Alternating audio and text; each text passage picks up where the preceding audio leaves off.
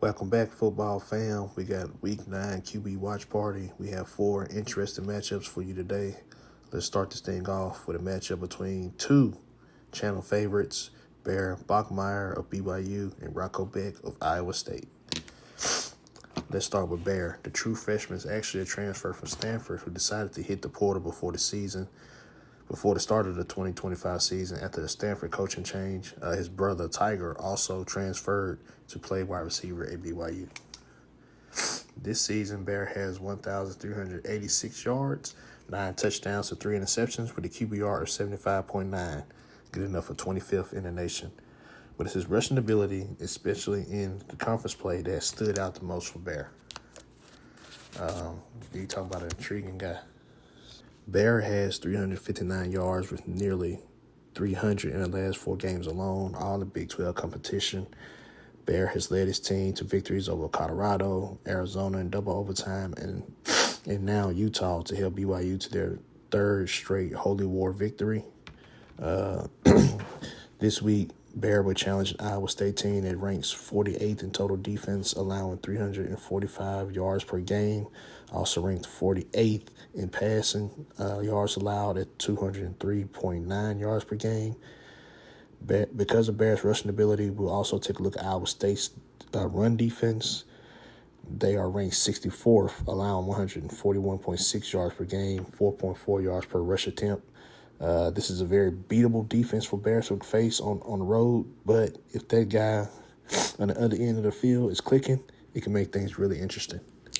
That guy I'm referring to on the other side is the one and only Rocco Beck. The junior from Westall Chapel, Florida, is in his 3rd season as a starting QB for Iowa State, and I think it's most difficult so far. The weapons aren't the same as previous years in the passing game, but this kid has a lot of heart and a lot of moxie, and he can make all the throws. He's a pro-level guy, in my opinion. This season, Beck has 1,622 yards, 9 touchdowns to 3 interceptions with a QBR of 68.5. Not much of a rusher, but he does have 7 rushing touchdowns on the season to his credit. At times this season, the O-line has been questionable. The run game has faced injuries, and just a lot of miscommunication in the pass game has led to a tough season. Things started off good for Beck and the Cyclones, but now with back-to-back losses, things could be getting ugly. Luckily, this game is at home, and it could be right for the picking for Rocco Beck and the Cyclones to get BYU at home. This is a tough BYU team, and it's probably exactly what they need to stay in it. They'll be facing the BYU defense that ranks 21st in the nation, allowing 171.4 yards per game, and 18th in total defense, allowing 293 yards per game.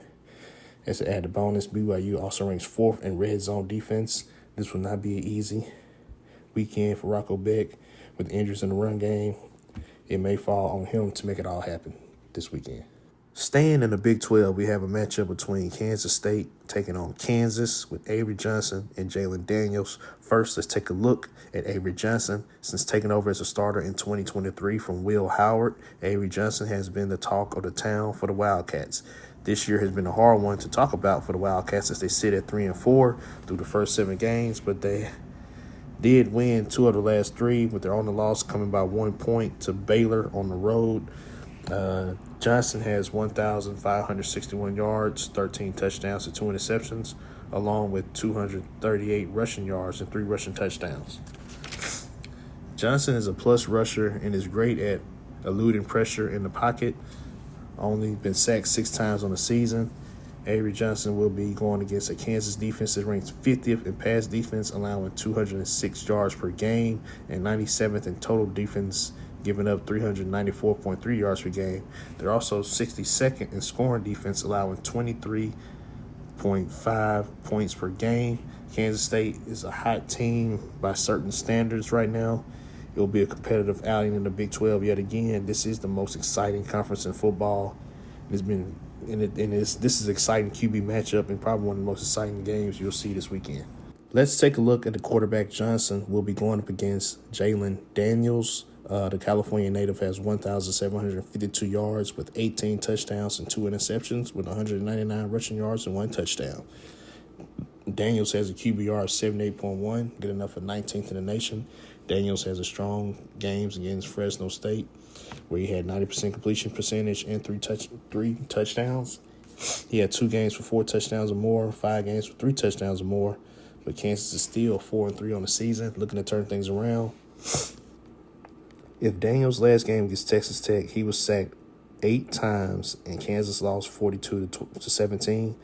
For the first time all season, Kansas failed to score over 20 points. Kansas and Daniels had a bye week to either get it together or get over it. I stew over the loss against Texas Tech. The Texas Tech beatdown, I would say.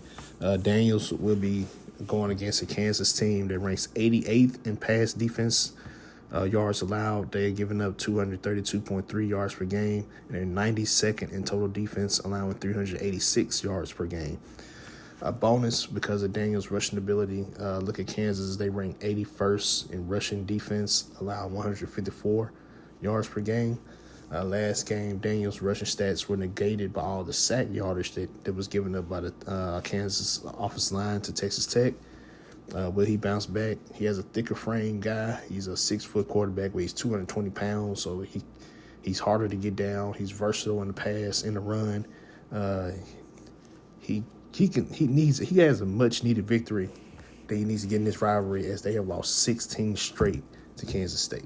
Moving to the Big Ten, we have a super crazy matchup between UCLA, Indiana, Nico Iamaleava, and Fernando Mendoza.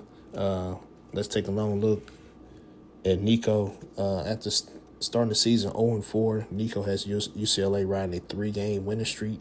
Nico has 1,355 yards, 10 touchdowns to 5 interceptions with a QBR 64.1, good enough for 63rd in the nation. He also has 3 rushing touchdowns. Nico is a Tennessee transfer who has a lot of professional traits. He's 6'6", 215 pounds, strong arm, long stride, solid base to work with. His issues are more of what you can't see on the field. His issues are pretty much him getting in his own way sometimes. Often rumors for him demanding more money because Tennessee made the playoffs and he wanted to get a pay increase before the playoff game, which led to the team being distracted.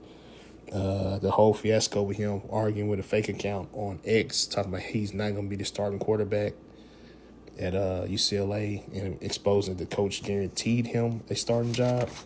When Nico is on, he's without a doubt one of the best quarterbacks in the country. UCLA, like we said, have won 3 in a row since firing head coach Deshaun Foster, and Nico is a big part of the turnaround. They beat a then-ranked top 10 Penn State team, Michigan State on the road, and then Maryland last game. This week, Nico faced the Indiana pass defense, ranked 15th in yards allowed at 163.7 yards per game, and 7th in total defense at 248.7 yards a game, and 4th in scoring defense. Things will not be easy for Nico, but this team is hot, so I wouldn't be surprised they were able to get things done. Now it's time for mostly everyone's QB1, Fernando Mendoza, a favorite to be QB1 off the board in NFL draft. He has Indiana Hoosiers ranked number 2 in the nation right now. Mendoza has 1,755 yards passing with 21 touchdowns to 2 interceptions with a QBR of 87.6, good enough for 5th in the nation. We talked about Mendoza before. This will be his 3rd feature on QB Watch Party, leading the pack right now. We've covered his matchup against a then-ranked number 9 Illinois team when he went against Luke Altmaier. He had himself a game that day. He went 21 for 23 for 267 yards with 5 touchdowns. Then most recently we covered his game against Dante Moore in the number 3 ranked Oregon Ducks.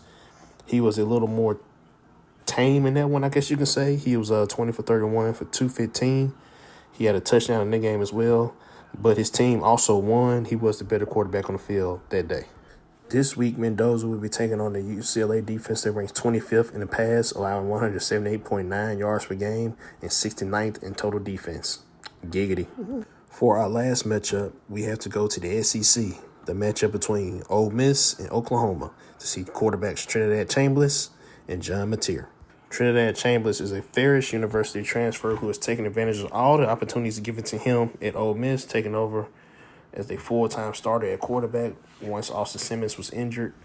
Trinidad has 1,559 yards passing, 8 touchdowns for 1 interception. with a QBR 84.4, good enough for 9th in the nation. Trinidad has put up amazing numbers all season in 5 starts. He has 3 games with 3 or more touchdowns. And also in those 5 starts, he has 3 games of 300 yards passing or more.